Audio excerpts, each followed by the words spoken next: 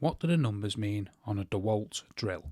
So we have a DeWALT drill here, and we have numbers around the collar here, and some numbers here. So what do they mean? Let's first start with these here. So you have number 1 and number 2 when you flick it back. Number 1 is when you press the trigger down. It's a more slow and steady speed. But in number 2, it's straight away full speed. There's no slow build up. So number 1 is ideal when you want more control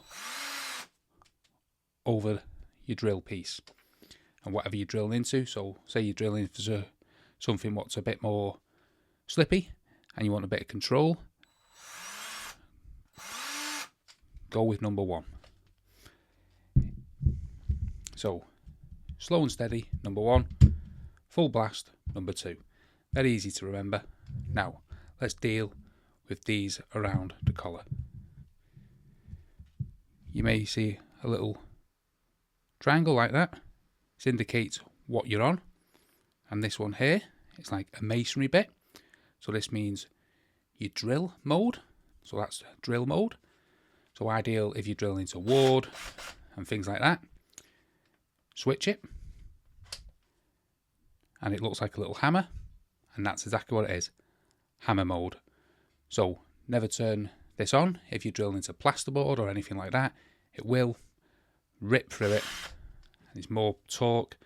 But drilling into masonry, bricks, anything like that, turn hammer mode on and it'll help you drill straight through them.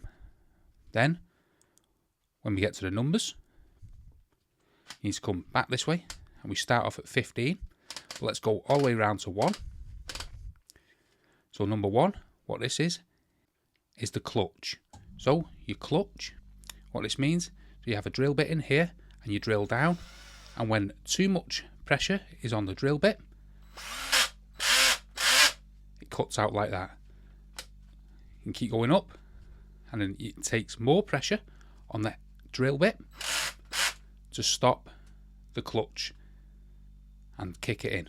So as you go further around, you need to exert more pressure on the end here, or your drill bit, and the clutch will kick in until you get all the way around to the end. Oops, where 15, where if you press it, it takes a lot of pressure on the drill bit to kick in the clutch.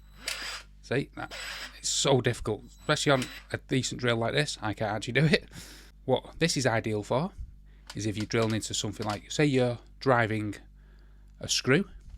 So you're driving a screw and you don't want to go too far into the wood. You'd set this really low, drill in.